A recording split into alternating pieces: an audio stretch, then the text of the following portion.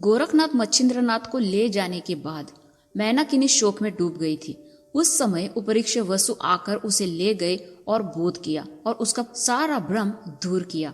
उस समय वह बोले, इस संसार में जो दिखाई देता है वह अशाश्वत नाशवंत है, इसलिए दुख करने का कोई कारण नहीं। तू जहां से पदच्युत हुई अब उस स्वर्ग के सिंहल द्वीप में चल। 12 साल बाद मैं फिर मच्छिंद्रनाथ से मिलवाऊंगा। गोरखनाथ और मीननाथ भी साथ रहेंगे। अब यह कैसे होगा इसकी शंका हो तो बताता हूँ। सिंहल द्वीप में इंद्र एक बड़ा यज्ञ करेगा। उस समय वहां विष्णु, महादेव और ब्रह्मदेव आदि सारे श्रेष्ठ देवगण आएंगे।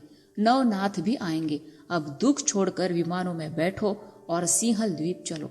तब मैनाकिनी बोली, इंद्र यज्ञ करे या ना करे, लेकिन मच्छिंद्रनाथ से मिलवाने का आप मुझसे वायदा करें, जिससे मुझे शांति मिलेगी।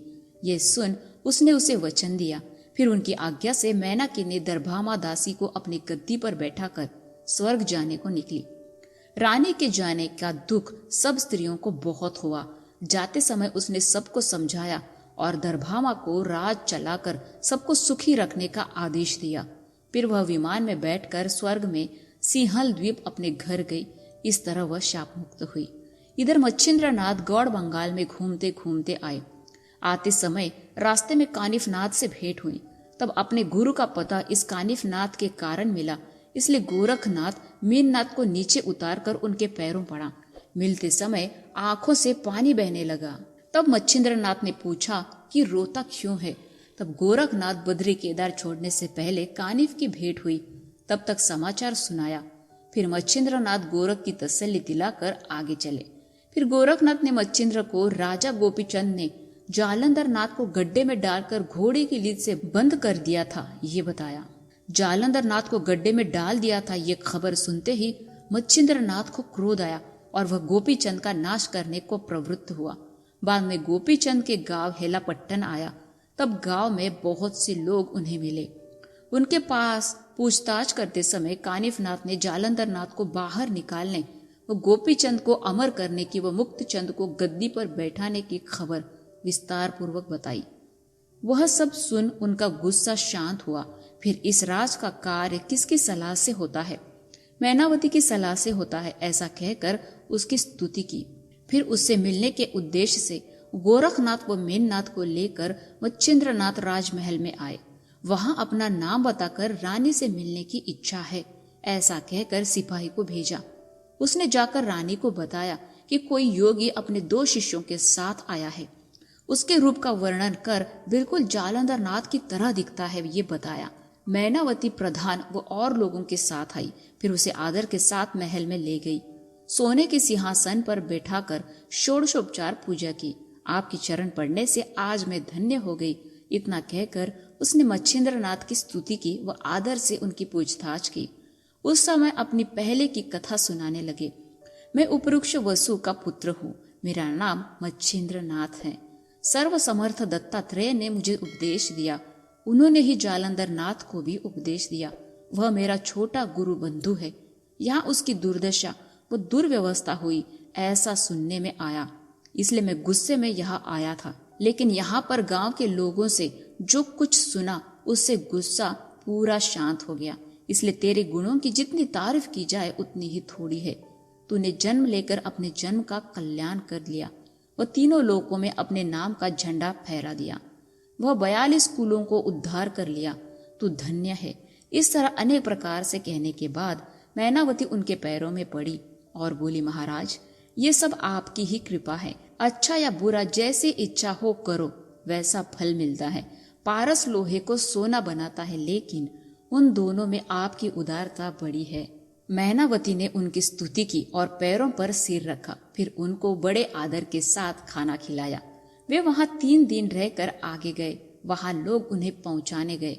वहां से मच्छिंद्रनाथ, गोरखनाथ व मीननाथ के साथ जगन्नाथ क्षेत्र में गए। 3 दिन वहां रहकर आगे चले तो सौराष्ट्र गांव जाकर रहे। दूसरे सवेरे गोरखनाथ भिक्षा मांगने गांव में आए। उस समय मीननाथ सोया था।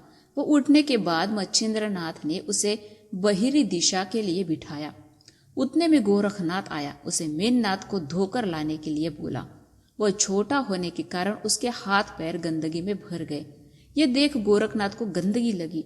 उसने मन में कहा, हम सन्यासियों को यह खटपट क्यों करनी।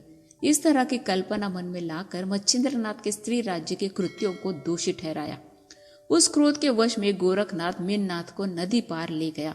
वह एक पत्थर पर पटक कर उसके प्राण ले लिए और उसके हाड़ मांस नदी में मगर को खाने के लिए डाल दिए। वो उसके शरीर की खाल धोकर घर ले जाकर सूखने को डाल दी। उस समय मच्छिंद्रनाथ आश्रम में नहीं थे। वापस आने पर मीननाथ कहाँ है ऐसा गोरखनाथ से पूछा। तब उसे धोकर सूखने डाला है ऐसा बताने पर मच्छिंद्रनाथ को सच नहीं लग रहा था। फिर वे बोले कि मीननाथ कहाँ है, मुझे दिखाई नहीं देता। फिर गोरख ने उन्हें बाहर ले जाकर दिखाया कि ये मीननाथ की खाल सूखने डाली है। बेटी की यह अवस्था देख मच्छिंद्रनाथ धड़ाम से जमीन पर गिर पड़े। वह जमीन पर लौटने लगे, वह शोक करने लगे। माथा फोड़कर वह एक तरफ रोते हुए एक एक गुण का वर्णन करने लगे। कहा जाता है कि गोरखनाथ की परीक्षा करने के लिए मच्छिंद्रनाथ ने ऐसी लीला रची थी। मच्छिंद्रनाथ मीननाथ के लिए दुख करते हैं। ऐसा देख गोरखनाथ गुरु के पास जाकर बोला, गुरुराज, आप ऐसे अज्ञान में क्यों जा रहे हैं? आप कौन है? बेटा किसका? और ऐसे रोते क्यों है? सोचकर देखिए, मरा है कौन? नाशवंत का नाश हुआ। शाश्वत को मरण नहीं है। शस्त्र से, अग्नि से, हवा से व पानी से या किसी भी तरह उसका नाश नहीं होता, कारण वह शाश्वत है। ऐसा बोलकर गोरखनाथ उनको सांत्वना देने लगा। लेकिन ममता के कारण मच्छिंद्रनाथ का रोना रुकता नहीं था। फिर गोरखनाथ ने संजीवनी मंत्र सिद्ध कर भस्म मीननाथ की खाल पर डाली। तब वह उठकर खड़ा हुआ। वह उठते ही मच्छिंद्रनाथ के गले से लगा। उसने उसे गले से लगाया, उसे चूमा व उसे लाड़ से बोलने लगा। फिर खुशी से वे उस दिन वहां रहे। दूसरे दिन वहां से निकले। गोरखनाथ ने मच्छिंद्रनाथ के पास बात निकाली कि आपकी शक्ति ऐसी है कि निर्जीव को भी सजीव करके सहस्त्रावधि मीननाथ क्षण में आप निर्माण कर सकते हैं। ऐसा होते हुए रोने का क्या कारण वो मुझे समझाएं। आपकी यह वार्ता देख मुझे आश्चर्य हो रहा है। उसका ये भाषण सुन मच्छिंद्रनाथ बोले कि उसे तूने किस कारण से मारा, पहले मुझे ये बताओ। तब वह बोला, आपका मोह देखने के लिए। आप विरक्त कहलाते हैं और मीननाथ पर इतना मोह ममता किस लिए कि आपका भाव कहाँ तक सच है ये देखने के लिए। लेकिन समझदार होकर आप रोने लगते हैं, ये कैसे, ये मुझे बताएं। तब मच्छिंद्रनाथ ने बोला, आशा तृष्णा इत्यादि का तुम में कहाँ तक वास है, यह देखने के लिए मैंने जानबूझकर यह दिखाया। उसी तरह ज्ञान अज्ञान, शाश्वत अशाश्वत, यह तेरे समझ में आया या नहीं, इसकी मुझे शंका थी। वो मैंने इस योग से जान लिया। ये भाषण सुन, ये सब आपके प्रसाद का ही प्रताप है, ऐसा गोरखनाथ ने मच्छिंद्रनाथ को बताकर उनके पैरों पर सिर रखा। 22वां अध्याय समाप्त। जय श्री गुरुवे नमः। ओम श्री नवनाथाय नमः। धन्यवाद।